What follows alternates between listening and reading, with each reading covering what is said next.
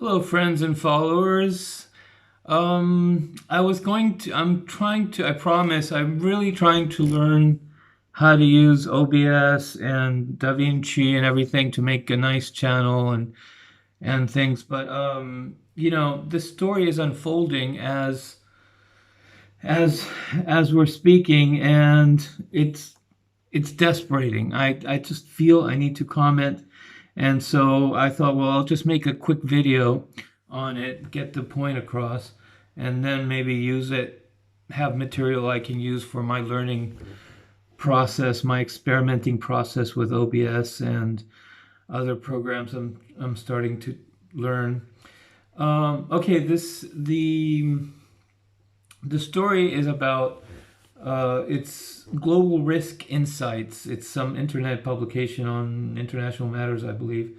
And the title goes, Argentina, a second Falklands brewing, question mark.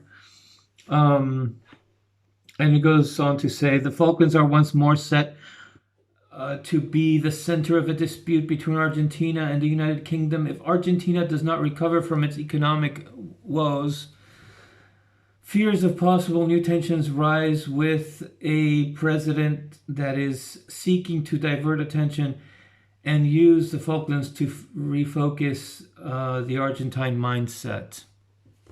It's always the same story. I mean, for ages, for decades, as far as I can remember, we always say they're doing that to fool their people because they're trying to cover up the mess they make and how they're failing at their own governing, and so they I mean, I guess they're not counting on so many people always following news and story throughout the years that they don't seem to be worried that at some point people will start going, well, that's funny. You said the same thing about Afghanistan, Syria, Iraq, this African country, this other Latin American country. It's always them trying to cover up, but anyways.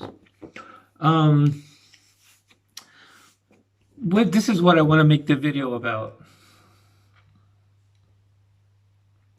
First, you should know that I grew up in the States. I grew up in Argentina after a certain age, and then I went back to the States, and then I went back to Argentina for a little while, and then I went to college in the States again, and so I'm what you call a bicultural or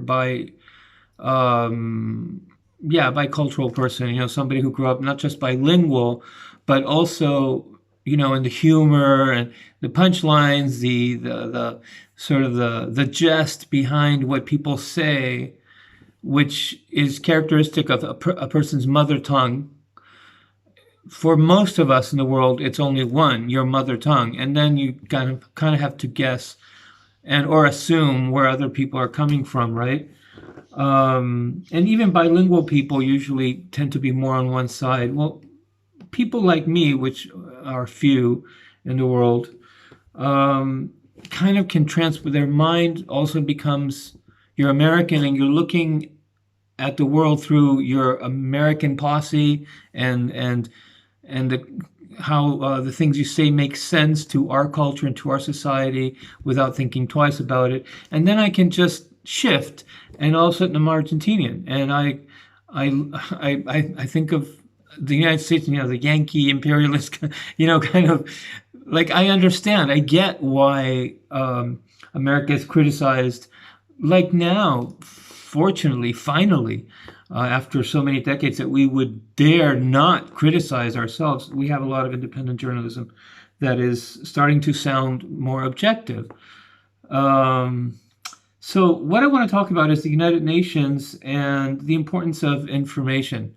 The critical, very, very important use of communications and information, which is generally underestimated, except for people that know the power of it. People at the academic level, at the political level, understand that the people that will be the future leaders, future governors, your constituents of the future, will have come from a pool of education. So what you say is not just important as far as convincing some people in the immediate sense, but also important to create that reality in the world. In fact, the whole world, everything physical, everything theoretical, conceptual, scientific, and in engineering and construction, everything that the world is, all of its forms, material and verbal, is a product of what people before have taught others to think like. So you have values, you have principles that are natural, and then you start sort of making them dogmatic, and then how you build something, or how you research in science, or how you elaborate a philosophy or an ideology, it all comes from the world that we constructed through our speaking, which is educating. Speaking and educating is the same thing in this sense, in the evolutionary sense, because we educate formally, institutionally, academically, but we also we become more what the whole of the world has been telling us.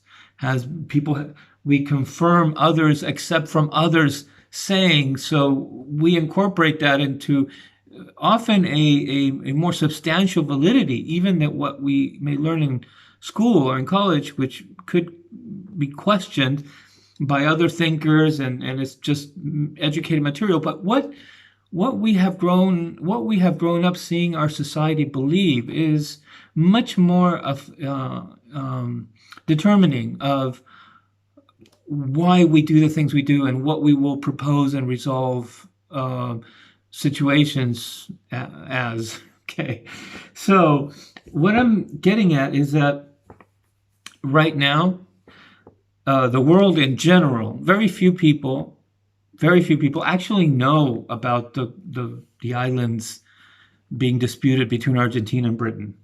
In a global sense, if you stop anybody on the street, you could spend hours before they know, oh yeah, I know exactly what that's about. I know, if you were to look for precision, like who were the first settlers, or why did the dispute start, you will spend hours, days before running into anybody that says, I know all about it.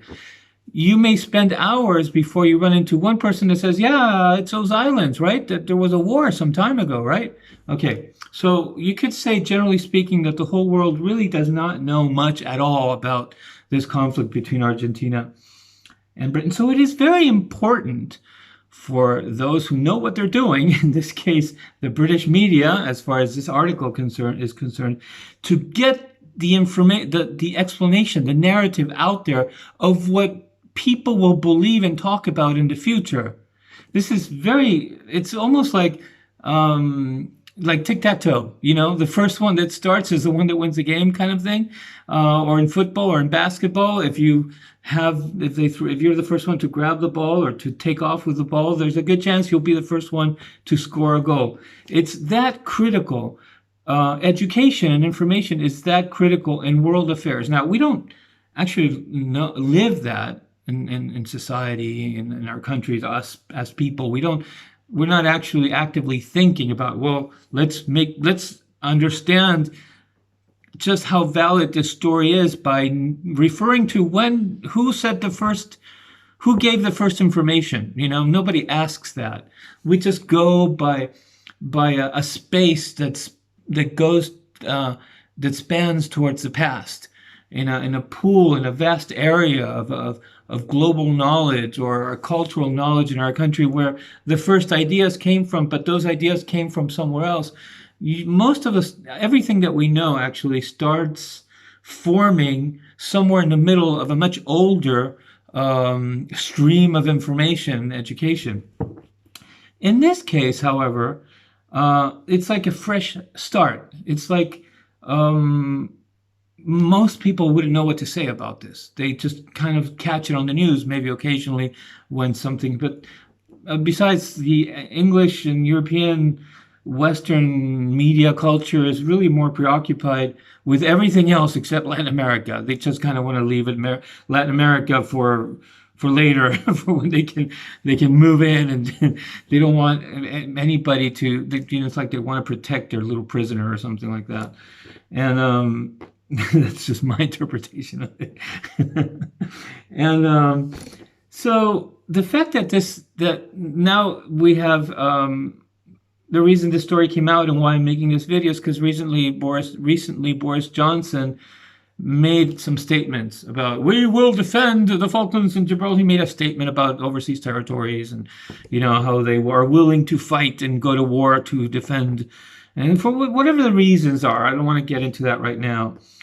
But of course, that sparked the Argentinians responding with the same old thing they say always, which is they are ours. They never explain to the world, which is what behooves the world to know, is how did this thing happen, and what are the values being compared? Why does Argentina believe it has more right, and when did that happen? What year and who? And these things I never cared. They just reaffirm. And there's also an explanation why it's such a dull explanation. But the British capitalized on this situation, and so they're giving a definition, a story, like a narrative, like a fairy tale. It's all. And it makes me also think about, are not all international conflictual stories that we're listening to regarding China and Tibet and Taiwan and Syria and Israel and Somalia, everything starts getting told a certain way, and we are the ones who are listening to it in our language, in English, which means the ones that speak English are the ones that started telling it the way we know it. And wouldn't you know how coincidental it is that there are invested interests and reasons that we have strong motivations and have intentions and goals and about those places, and want to see things happen, and want to not see other things happen, or not see other things happen so that we can see our things happen. So here we have like the gestation period.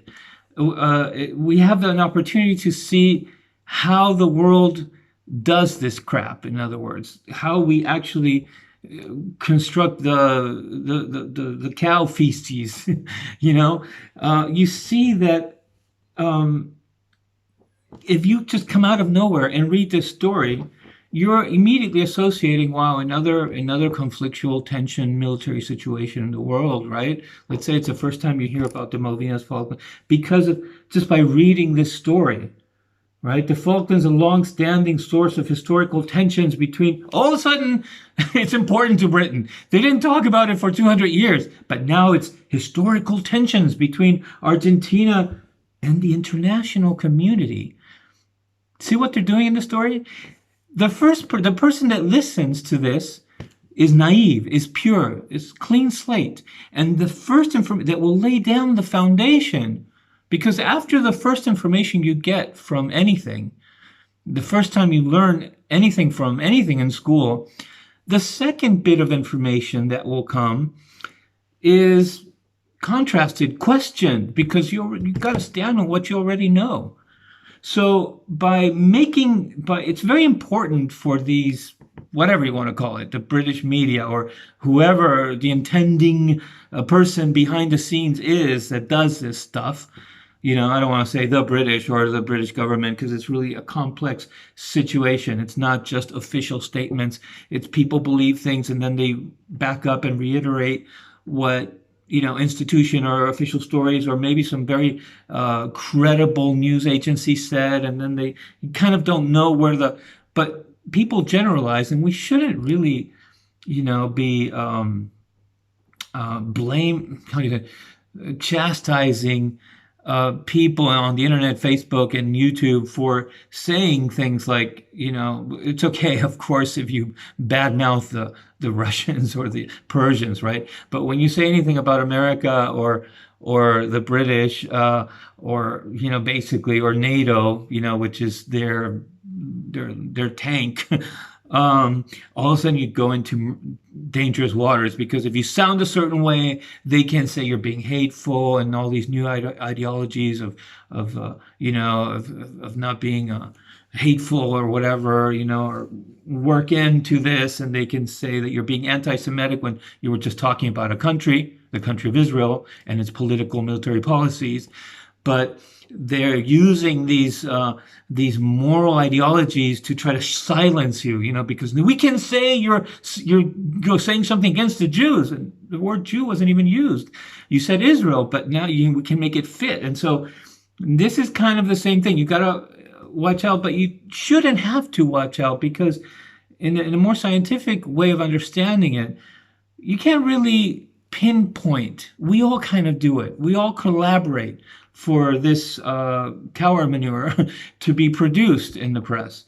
The more intent aspect, yes, comes from people that they proudly want to see their military blah blah blah, or they ambitiously want their financial sector or their government to succeed. So there's critical people in high places that do start a lot of it. But in any case, I don't want to change that and go into some kind of sociological argument. The main thing to understand here is, look at the wording of this article. Argentina and the international community, which doesn't even know, what really is going on in Argentina, other than what this media always likes to talk about. Their economy does badly, blah, blah, blah, blah, blah. It's always, there's nothing good to be said about the countries that are not, in buddies with America and Britain. And if you're not in and buddies and do everything we say, we're not so sure we're going to make you a worthy, valuable, beautiful country for the world to admire and know a lot about. You just kind of, you're kept out of the limelight of the. So, in anyways, the international community does not know anything. Anyways, are once again poised. See, every word. I love language. Poised to be the center of disputes. Like, they're provoking it. They're getting in there. We want to fight again. That's what they want you to believe. What actions like postures like what Boris Johnson took on, took, and these kinds of articles, they're all kind of looking for somebody to be the aggressor or justify, a reason.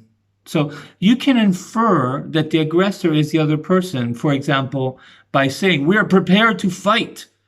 So the person who's listening says, he's prepared to fight. Well, who's shooting at him, right? That's what the inference and what the listener believes. So that's a very important suggestion, a very powerful suggestion to say, we're ready to fight. We're not blaming anybody. We're not saying we're going to just be mean and start attack somebody. We're saying we're ready to fight. And that, of course, implies there's an aggressor, there's a bad guy out there somewhere. So, poised to the center of the dispute, owning to Argentina's growing economic troubles. Argentina has been economic complicated troubles for decades and decades and decades. And I could take each one of these and tell you what it's really about. Argentina has had problems, but you want to talk about why those problems exist? Because they never talk about that. They never talk about why, for example, Argentina was so rich at the turn of the 19th century, after the turn of the start of the 20th century, or the 21st. Start of 21st or start of 20. Anyways, and a lot of it had to do that the British were there with industries, and they were using the resources, and the Argentinians more than happily let them, set up railroad tracks and stuff. But really, it was the accountability is placed in a country that, it's like when the collapse happened in the 1930s.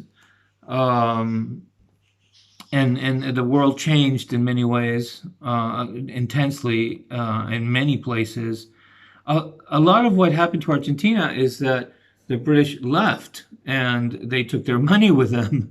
And so, which is then later Perón kind of wanted that. He wanted to build their own industries and not have to depend and not have to sell resources in order to. But see, and they appropriated a lot of stuff that had been put together by the English. But anyways, I'm changing the subject, and really what's important here is to understand the reality of the Falkland Malvinas situation is that Argentina is not at all being hostile. They're not training soldiers for warring on the Malvinas or attacking the English anywhere. The English are the furthest thing from their mind, other than the fact that the English have unjustifiably an immense, disproportional military base right across the waters from Argentina, blatantly stating that they're there to protect the islands from Argentina. And then you turn and look at Argentina and you go, and how are they threatening the islands? Because they've never had such a, poorly prepared military. It's probably one of the least prepared military countries right now, Chile and Brazil, and, I don't know if even maybe Peru. They're all stronger right now. And which tells you that really they're trying to create that narrative. They're trying to use the narrative. This is what people need to understand. How do countries go to war? When do people fight? When do people fight? How do countries go to war? It's not always because out of nowhere somebody threw you a punch, right? And then all of a sudden you had to punch back and you're at war. Usually, countries go to war and people fight because something you said or did offended. The first true act of hostility is something that offends you or insults you in a non-physical way. So if you have a military base for 30 years now saying, you're aggressors, we're going to fight you, we got missiles, we're buying missiles, and Argentina's just sitting there like no missiles, of trying to buy 5 planes at a time every 10 years or something. It's absurd. Obviously, the British want to build a hypothesis of war, but why though? We know that we can tell. It's like they're crazy. The junta invaded out of Argentina, would have never taken back the islands, because the islands were originally taken from the fledgling little new country that was Argentina. And the British kind of said, oh, well, maybe we do want those islands after all. I'm just going to simplify it. Because empires go around the world putting reservation cards in 1,000 places. But that is not validity. You don't have a right to a place because you landed your boat and you said, the Queen says it's ours, and then you disappear for 50 years, and you did the same in a bunch of other places. The world doesn't recognize. You have to settle effective occupation, have people born there, and show that this is a part of your country in order to make sovereignty valid. So the English really don't even want to argue. They don't want to argue this. They just want it to be about this fantastical narrative that they have everything to do with propagating in the world. And the Argentinians really never see this that I'm explaining and the magnitude that it really has and the power that it has to affect the outcome of things. And so they just kind of respond. I want to add something else before that has to do with this. And so if you have for example, I always have this argument with people about gun control, right? The gun itself is the offense. If you have a party, you're throwing a party at your house, a birthday party, and families come, everybody comes, children, grandparents, partiers, somebody's smoking a joint, whatever, somebody's too drunk, and everybody's dancing. Everybody's more or less within the scope of what the world is, and nobody has a gun, everybody's just happy. And then all of a sudden somebody finds out that somebody had brought a gun to the party. Well, that is the first offense. Immediately that makes somebody say, hey, what's that gun doing here? Now, Anglo-American, I don't know, German and Dutch, I don't know how many countries, including China or even Russia too, or whatever. The world is kind of generalized in two areas, sort of. Let's just say it that way, without so we don't have to blame anybody leading the way in this. Would say that there will always be war. There's a saying that says, Colt, the brand gun, is there's no justice, whatever. I can't remember these sayings about how actually peace is achieved through having military power.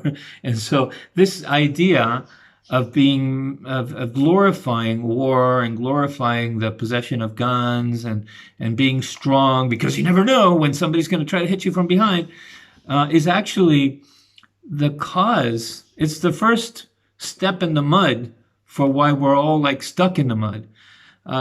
If you don't take that offense out, there's no chance that others will trust you to not have to carry a gun on you or not have to be always militarily aware of what's happening. So, which is something that, of course, the Second Amendment, they don't like explained. And if you explain it really well, you'll never get them to listen to you, because it starts showing that the real hostility, the real violence is the gun. It's wanting to be able to shoot, being capable, training how to shoot somebody else, being prepared with nuclear weapons. Those are all the first.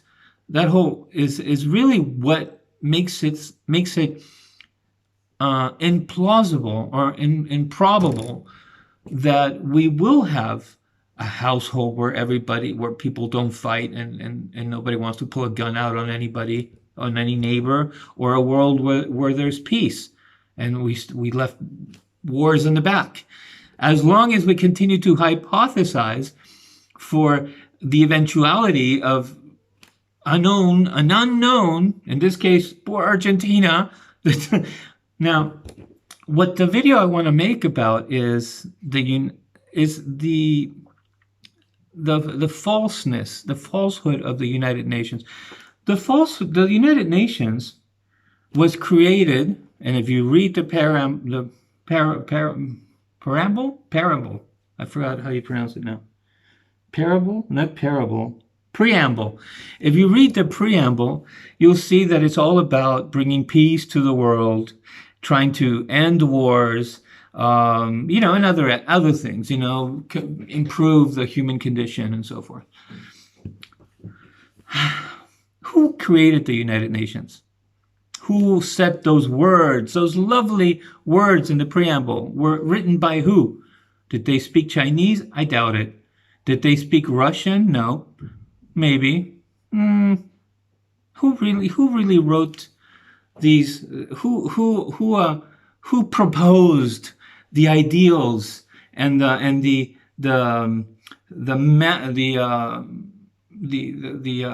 values, the principles that would govern this body? Well, it was America, Britain, the English speakers, right? And France and the other, kind of like other countries. Hey, and so they were made to feel like they were also part of it. But really, it was the British. The English language, the Americans, And what is Boris Johnson demonstrating? He's British, by the way. What is he demonstrating with this overture? What did Margaret Thatcher demonstrate? When the I don't there's every day there's more. How can I say this? More elements, more evidence. There's some evidence that is, but really there's more to that contributes to the understanding that the junta in Argentina during 1982 really, of course not. They're not that crazy. They weren't going to war against the British and get clobbered and risk the country being invaded, taken over as an excuse. They weren't that, evil and stupid. They must have thought something. Everybody kind of knew that. They must have, something happened here. And it's telling because now there is already dissertations and books and people that have been writing about this, but I'm just going to briefly say it, summarize it. So there's a reason why the Argentinians said, don't hassle violently the islanders. I'm laughing because the British always want to build the opposite narrative to make sure that that truth doesn't get out. It's like they know. They're like, their narrative is produced by guilty conscience. They know that the Argentinians went there with the aim of not hurting islanders. They did stupid stuff. Like they played the national anthem and they offended the islanders in medial ways. And I think they dirtied some soldiers, really desecrated. And, these were dumb conscripts. They were not professional military people. But in any case, they love to take that and try to make him sound as bad as possible, because the truth is, and if you actually get interested in the objective substance, the real knowledgeable narrative of the war, you have things that are not part of the narrative that today is held by the British and the English language, which is that the Argentine soldiers really didn't want to go fight a war and kill people. They weren't going with that mindset. They were sent there, first of all, because they were conscripts. They had to go serve. It was all about serving the country, the motherland, and this was an age-old dispute that mattered a lot to Argentina for almost a century and a half at that point. And but really, the Argentinians are not a warring nation. They don't have conversations and discourses that involve their relation to this country and how they could kick their ass, or how they could drop bombs here or there, or that's not the reality of Argentine society. They never talk. Their talks growing up, you never hear about us being involved in a war with anybody. You know what I mean? It's not how people think. So I'm sure that a lot of British soldiers, when they really saw these people, especially after the surrender, probably felt bad. Probably felt, God, I can't believe these people really, something's weird here. Why did they even come? And so these are aspects that they're not told by the British narrative, because it is important for the British for this to be an assault by Argentina, not by a demented junta that acted alone, but by the country, meaning all its people. It's important that the world sees this as Argentina being an aggressor against Britain, and to not talk about the existing dispute. This started in 1833. And so, basically, what Boris Johnson demonstrates is that there is no intention through the United Nations to end wars. What the intention clearly is to continue having wars, because wars make industry, work. It makes everybody forget about their lesser, mediocre aspects of life, and all of a sudden we're big and heroic, and our country is big and powerful. Everybody is motivated, is inspired by the idea, unfortunately, because wars also has become a caricature. We don't really feel in our conscious understanding when we read something about Syria. We see pictures of babies, even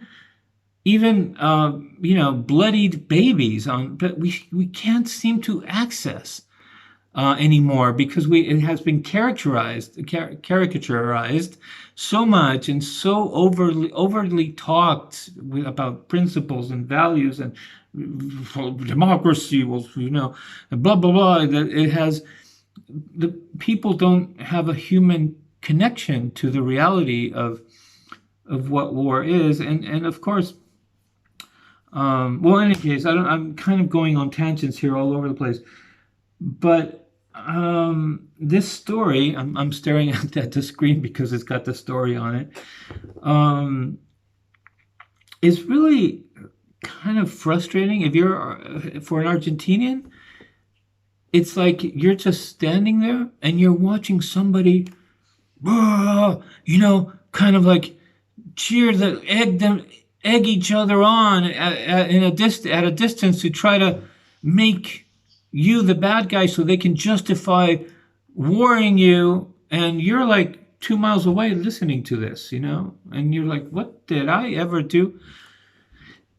And why does it negate what they profess and sustain they created the United Nations for? Well, because Argentina, from the very beginning, started protesting the British occupation, when they kicked out off the islands, the Argentine administration, the people that were there settling. And first came the Americans. The Americans got pissed off because the governor on the islands wanted to apply the rule of law and put regulation on resource exploitation. They were hunting seals and whales, and this was like 1827 or 29 or something. And and all of a sudden, so the person that was, their ships were captured, and the Argentinians sent out notices to the U.S. Embassy. We're now administrating this, and we now have rules to regulate seal hunting and whale hunting. They wanted to do things right. They felt they had inherited the islands from the Spanish, and the British basically contested the Spanish because they had also landed there, or they landed 1 year before, and so they have little details that to them mean they're ours, But the reality is that they tried setting a fort that the Spanish fought and kicked off the island, so they were only there for like 3 or 4 years, and then they said, well, it's not that important. We want those islands in a functional utilitarian sense, so we could fix ships or whatever. But for the Argentinians, and at this point the British had been absent, and of course there were sailors from many countries, not just from Britain, that landed on the islands, because those were the days. That's what this time was like. Most of the maritime business was being conducted by the British. The Spanish was a falling empire. They were starting to war with France, or the Napoleonic Wars, and the Portuguese, and when we're still there, and the Dutch were sailing around the place, and so were the Turks. The Turks were very strong at that time, and so you got to also understand what the world was actually like living in it from the person's perspective that would talk to other people, talk to your friends and family about the world that you live in. That's the best way that you can understand history, is by transporting yourself to the past. So the Argentinians immediately sent somebody to London, and they just kind of said, make us laugh. You guys could never. So it was all about being militarily stronger, never about political values. Because if political values had mattered to the British, and they had honored in the least bit, they had already understood America had become independent as a republic. There was a new wave of a new political movement in the world that was replacing monarchies and totalitarian empire type.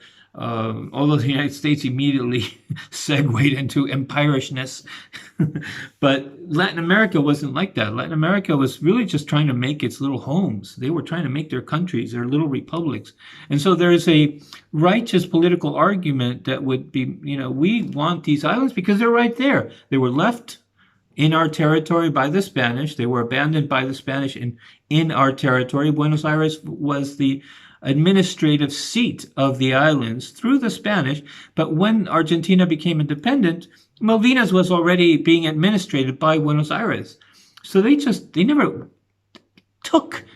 had to take the islands from the British. They never tried to take the islands from the British. They just said, well, it's like, do I love myself, or do I put myself second and think that another person is more important than me? kind of like, kind of like self-help contemporary mentality. You could look at it that way, because the Argentinians could have said, well, the English were fighting the were trying to keep it from the Spanish. They say it's theirs, and they lost to the Spanish, and they said that they left the islands, but they said we're not renouncing our claim to the islands, and so, let's not get involved with that, right? But on the other hand, Buenos Aires and Montevideo was intrinsically involved with Malvinas. They were part of the Spanish Empire. Also, they weren't so much part of it's almost like gradients. It's almost how much. It's a proportional discussion. In fact, these islands need to be a proportional debate, not sort of a tug of war. Let's see who can bully who and who needs to shut up and just do what the other one says, which is kind of what it is right now. It needs to be a proportional, a thing that says, well, let's analyze this. How much would we say that these islands should belong to Britain through its political substance at the time and the political importance that they gave these islands? The Argentinians and the Spanish assigned governors. When Argentina became independent, it started assigning governors. In 1920, it sent somebody to build an outpost, and then a garrison, and then they had prisoners, and then they weren't having a colony that they wanted to. They weren't trying to grab a piece of territory that would be functional to it and to use and to dominate like the British were as an empire. They were just absorbing these islands into the country that they would become. And so politically, this discussion is very interesting, because if we were to be serious and not be telling fairy tales or bluffs meant to achieve something through education and communication, and we were really interested in human history, the conversation about these islands would be like nothing we have ever heard, because they have never been talked about, in a sense, in the real things that happen. When two enemies have to talk, when two people who are opposed to each other or enemies have to discuss something, that conditions the truthfulness of what each other one says, right? When two people are arguing about something, they also want to win so badly that they will tend to gravitate towards fictitious statements, declarations of fanatical declarations and explanations or narratives that are kind of like, what are you talking about? Are you talking about what happened there, or are you talking about your reasons? And so what is really being talked about the islands is not the actual simple, comprehensive, somewhat complex, but very small, actually, story of the islands, which involve the Spanish, first the French, and then also the English, and then the Spanish, whatever. Just say what really happened. If you say what really happened without any invested interest, all of a sudden, it doesn't look like Argentina is a bad country that wants to take away the islands. They're upset that they weren't treated with respect and honor, because they didn't do anything wrong. They were making good on the Spanish possession, and the British just said, well, let's just send a ship with a cannon and kicked it, which is not what the United Nations is proposing, right? The United Nations proposes that we find diplomatic means. That's the inferred intention of the United Nations, that it's been created. Oh, I have to be somewhere. It has been created to end wars and to use diplomacy as a mechanism. So I'm laughing because what do we see the world is actually doing? Nothing like that. So what is the United Nations doing is the next question. What is the United Nations? What do you think the United Nations is actually Why do they still send it money and give it importance and send dignitaries and air it on TV and put on the paper what the United Nations has done lately? Why do you think? What is it being used for? What do you think it's being? Because it's not being used for what it says, and its creators are not behaving according to why they said they created the United Nations. Obviously, because Thatcher never once in 1982, nobody in the British government said, wait, stop, we don't want to war Argentina. Let's find a peaceful solution to this. You know that? Can you believe that? Every other war, somebody has said somewhere along the line, said, hey, wait, no, that's not, no. How can we avoid conflict? They really, no. No. But that is what I said I'll talk about in another occasion. The British wanted that war. America wanted that war. And so everything that we saw, all the absurdity of those of us who actually saw this unfold on TV, which, what? It makes no sense. I mean, I understand if you said this country and that country going to war, but Britain and Argentina, I thought they were like, whatever, they were playing around together, Well, all of a sudden they want to kill each other. What's going on? Has a reason. The reason we all felt that is because it was pushed. It was pushed to happen, something that would not have happened by the will of their societies, of their people, of their cultures.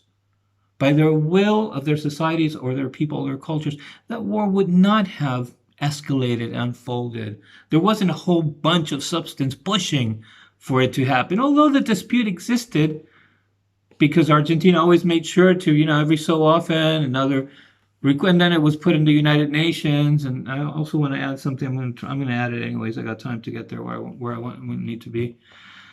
I'm going to add this. Okay. These islands, which to Argentina were being incorporated as part of their integral territory, at one point, the British took advantage of the fact that they had been, because the Americans said, sent Silas Duncan, privateer or something, commander, I'm not sure what he was, but he blasted Puerto Luis, the Argentine settlement, which had people, and there were children, there were Argentinian children that had been born in this place. I don't know if they were there when Silas Duncan bombed the place, but what I'm saying is that there were farms, there were horses, there were cows, there were, they were starting to settle this place, but the Americans did not want to recognize, for some reason. Now, you will find explanations if you dig in the material that are not really there. There's no reason, they couldn't say, well, this is British territory, because it never was officialized as British territory. It was Spanish. and this, if anything, it was a contest between, if you have an ongoing dispute over something, it never belongs to either one of them but you could say, well, I'm making good on believing that this person, it belonged to this person, and the other group of people may say, I'm making good that we feel it belonged to this other person. But none of those two people can say they were ours clearly and without any question, because they were being disputed. And in fact, the British demonstrated they weren't really willing to hang around or fight for them all that much, while the Spanish stayed on, in a sense. So after that confrontation, there was a back and forth thing with Britain, but they left ultimately and abandoned Port Egmont. The Spanish never said, okay, well, we're abandoning it too then. No, they stayed. And then they left in 1811, right before the Argentinians said, okay, well, now we'll take over. And the British hadn't been back. Anyway, see, all this stuff is not part of the narrative. It's not part of the narrative Britain is interested in you knowing. They don't want the world to think they're being unfair and unjust in abusing Argentina. Nobody likes to be the bad guy. So all our narratives in the world, everything that's happening in Israel, is really it's a story, but most stories don't tell the objective truth of what actually happened.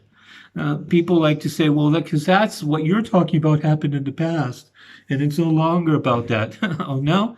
Everything is a repercussion of what happened in the past. There's a continuity because people inherit emotions and reactions go on based and founded on or based standing on things that were, debts from the past. In any case, and Argentina was now, when the United Nations was created, the United Nations created I don't know what, see, my vocabulary is really bad in this, but I'm just going to get the concept across. A department or a sector or an area of litigation that the United Nations would facilitate regarding the old colonial possessions of the old empires that were still, unfinished business. And so the list of non-self-governing territories was created, and there's a decolonization committee that gets together every year, and so Britain, upon itself, it wasn't Argentina, it was Britain that said, okay, we got a situation. We have these Falkland Islands, and we're the administrators, would be in another situation, like regarding the Philippines and the United States, let's say, for example, it would be the occupying or invading, if it were talking about Japan, of course, country called the administrator. So Britain declares itself the administrator of this territory, which would be the Falklands. But it's really odd because Britain, what the Falklands, basically the British, another reason why they like to say they didn't kick people out.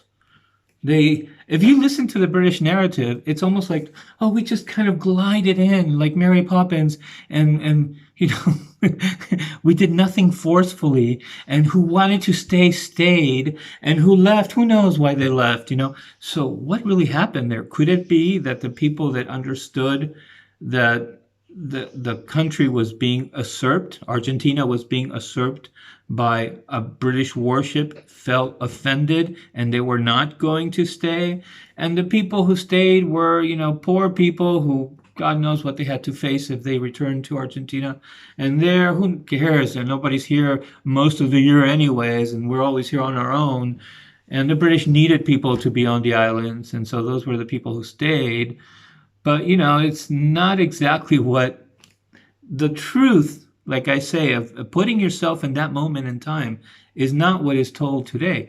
What we hear is the British narrative. Basically, what the world is being educated on is the British narrative, which of course is a country interested in nobody listening to Argentina and them doing what they want with the islands, right? So, but Argentina always had a diplomatic insistence. So, okay, I almost lost my train of thought there. So that means that the Falklands were not really a colonial, an occupation, like it was the Philippines were occupied by the United States, or Puerto Rico, or Hong Kong, or what have you, Africa, or wherever.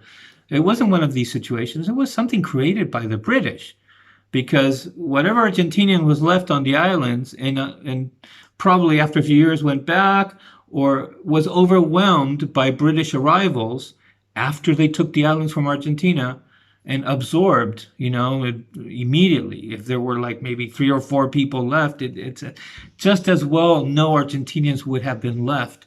And as far as history would explain, it's as if the Argentinians were kicked out off the islands, and they were kicked off the islands. But the British like to say that there were some Argentinians that stayed on, because that way that kicked off the islands doesn't become part of the narrative that they don't want you to learn. So that means that there isn't a complaining population on the islands.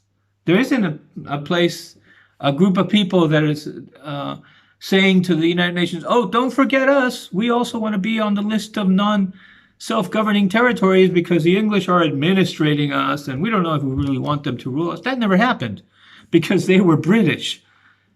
It was London that was interested in making this part of the list of non-self-governing territories. It could have been Argentina, because Argentina, even though it's not a part of, it's not Argentina actively being colonized, like countries, like people that are being colonized can say, our people are under a foreign flag because the Argentinians were in Argentina. So they couldn't quite say that, that they are suffering colonization by the British. They could have said part of our territory that was vacated from which our population was vacated is now being colonized. They could have tried that, but they never did. They let the British install this situation in the United Nations. And later, they just kind of started seeing how to work this, how to participate, how to make this toy, the United Nations that the United States and Britain created for the world in all altruism and generosity, to see how it works, to see how it operates, what are the means, what's the language, what are the formats and protocols. And so they started talking about colonialism. And today you have Argentinians, the Argentinian government, and saying, the age of colonialism but there is no colonial situation in reality, because the islanders and the British were always in agreement. They were more autonomous before, but that's something that the British do, because by creating an overseas territory and not saying this is our country, end of story, which would have been easier, but more prone to controversy and confrontation, and also discomfort, because when empires try to do that, every country revolted, right? They said, oh, we don't want to pay taxes for your tea anymore, and they broke away. So learning from the world, the British said, well, we can stop being colonialist empires and have these autonomous territories, and that way, they will feel like they got their own thing. But really, they're ours. But, they can feel like, so it's like a more modern solution. Except that the people that are on the islands were not even applicable to that necessity. They weren't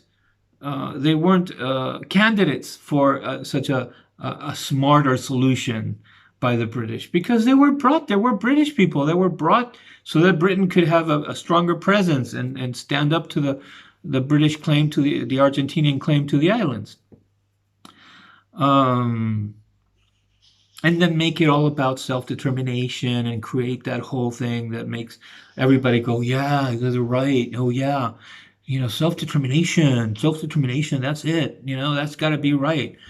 Unfortunately, it's not right. It's not, self-determination is not paramount, like I hear British people write all the time, because humanity, people, societies, invented governance, invented government, put it above them so that they can be ruled by their own invention. They could be administrated by something they invented, and so they gave it power and they put it above it.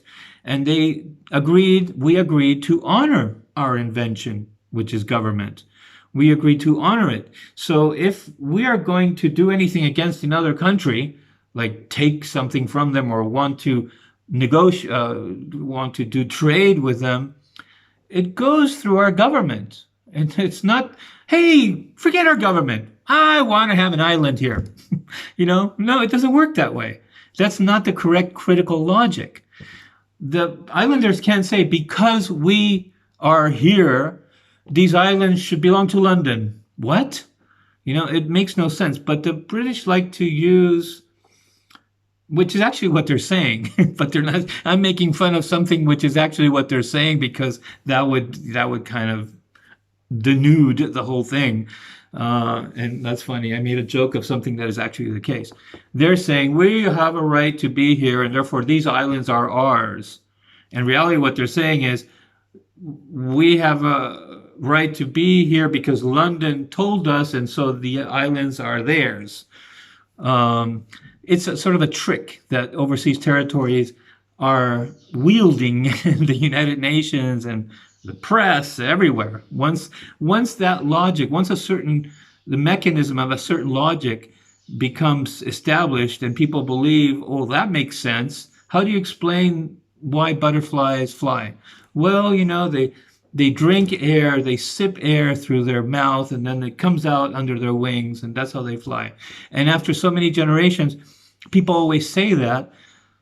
When you tell them, no, there's lift. They have these wings, and then they lift themselves with the air, and go, wow, that doesn't sound like anything that I've always felt sounded right on. So it can't be true.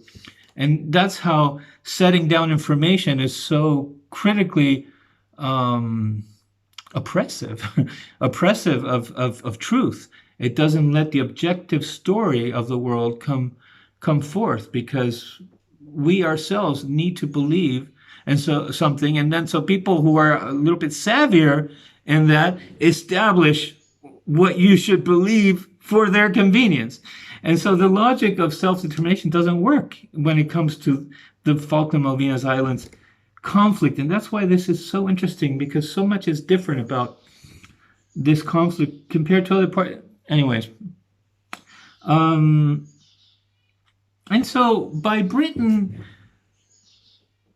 turning their occupation of their taking or their recuperation, whatever you want to call it, of these islands that Argentina was claiming, by turning it into a situation of non-self-governing territory, as if there were any need to put it in that list. There isn't. These people, especially now, especially after the Argentinians tried to take back the islands in '82, but even before then, they were already set up that way.